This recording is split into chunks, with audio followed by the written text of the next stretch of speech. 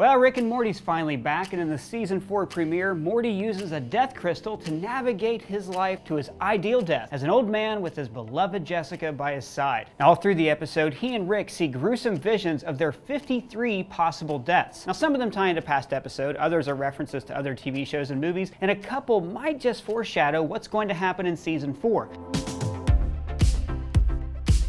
Now, all throughout the episode, we see different snippets of these visions from several points of view, so I've done my best to piece them together. This kind of reminds me of how The Simpsons used to show snippets of the same McBain movie over several episodes, and then when you edit them together, it told one story. Oh, McBain. First off, there's Morty defusing a neutrino bomb. Now, Rick created one of these to destroy the planet in the very first scene of the show. I had to make a bomb, Morty. I had to create a bomb. What? A bomb? I'm gonna drop it down there and get a whole fresh start. But as we saw in Vindicator 3, Return of the World Ender, he's diffused lots of them over the years. How many of these? Too many, Rick! Too many! I guess this time he didn't find the lead wire. In this one, he's on the toilet, but he doesn't go out like Elvis. He's actually on a spaceship and is sucked out into the vacuum of space. But he does die on the toilet as an old man here. In this one, he and Rick are pushing a barrel of radioactive waste. It spills and a passing car splashes waste on them. Notice also Rick shares this vision when he touches the death crystal. I'm wondering if there's some kind of correlation, like if they both share the vision or if it appears more often, if that death is more likely to occur. And this clip also reminded me of Breaking Bad when Walt and Jesse steal their first barrel of methylamine. Here's another one that he shares with Rick that we see from several different angles. The two of them driving off a cliff together like the ending of Thelma and Louise. Let's do the Thelma and Louise ending.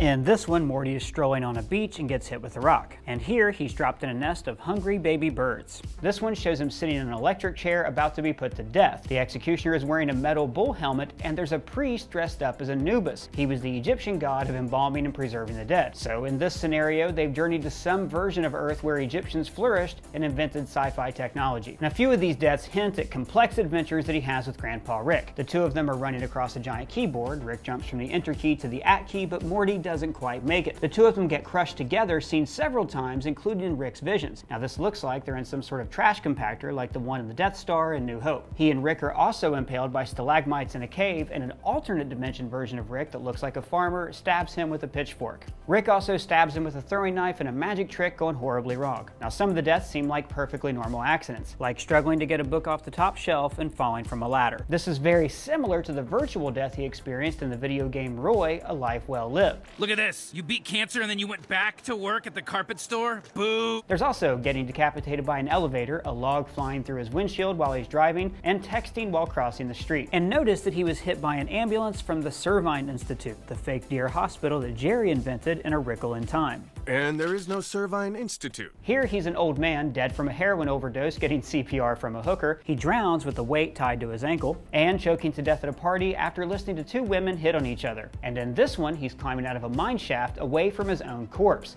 Now, like I said before, some of my favorite deaths are the ones that are part of a series that you have to string together to get the whole story. Like when he's eating spaghetti with a gill man and he chokes to death. Or when he eats these berries and his head explodes. There's another long series of him holding onto a chain link fence and being burned to death. This is a reference to the nuclear apocalypse future from Terminator 2. There's also a few shots of him pleasantly opening Russian nesting dolls before the last one zaps him to ashes. Now in this vision, he appears to just fall down a set of stairs, but later it's revealed that the bully shoved him and then dropped a grand piano on top of him. This is one of many bully deaths, a few of which are slowly revealed throughout the episode, like when he's stabbed in the throat. Here he rolls over him with a metal box, bashes his head with the mailbox, and crushes his head from a bird's eye point of view here. He's also beaten to death with a fire extinguisher, decapitated with a trash can, and this POV shot looks like he's just strangling Morty, and he freezes Morty in a block of ice. He also has his skull crushed in the school shower and is later impaled with an American flag. And this reminded me of the Simpsons episode where Mel Gibson stars in a remake of Mr. Smith Goes to Washington and uses the American flag to impale a corrupt senator.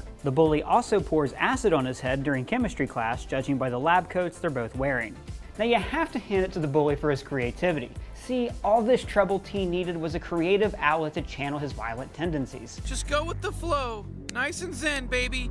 Morty also finds a facehugger straight out of Alien, which is a callback to Season 2's autoerotic assimilation. Oh yeah, if you find a room full of eggs, don't shy away from it. Give one of them a shake. Those facehuggers are worth more than this ship. Now, like I mentioned before, several of these deaths are also seen by Rick, like the Thelma and Louise ending, the trash compactor, the barrel splash, the stalagmites, and being eaten by giant plants. But Rick also gets several gruesome deaths all to himself, like this one, where he's once again turned into Pickle Rick and he's been eaten by a dog. I'm Pickle Rick! Now, he's also torn in half by his friend Squanchy. We saw him take this super squanched out form in the Wedding Squanchers back in season 2. Hey, Rick! Squanchy party, bro! Oh, Squanchy! He's eaten by a giant spider like Shelob in Return of the King, or like in Two Towers if you're more of a fan of the books. He's drunk driving a spaceship and flies into a traffic light, eaten by a wolfman, and murdered by a robot version of himself. Here he's burned at the stake, probably by some primitive culture who thinks he's a wizard, and Rick's head was crushed by 2 logs because apparently he fell into an Ewok trap. Also, he's crushed by a giant Play-Doh maker.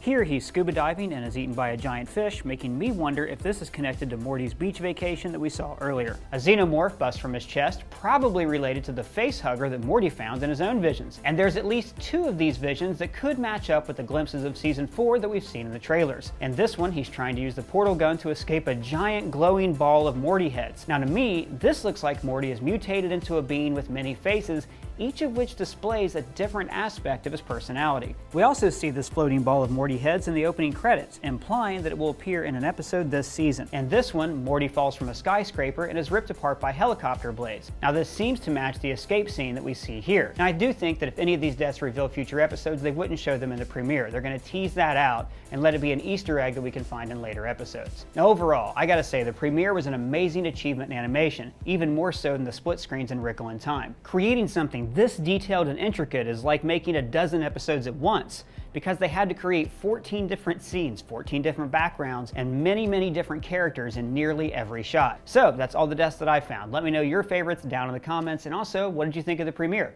For Screen Crush, I'm Ryan Airy.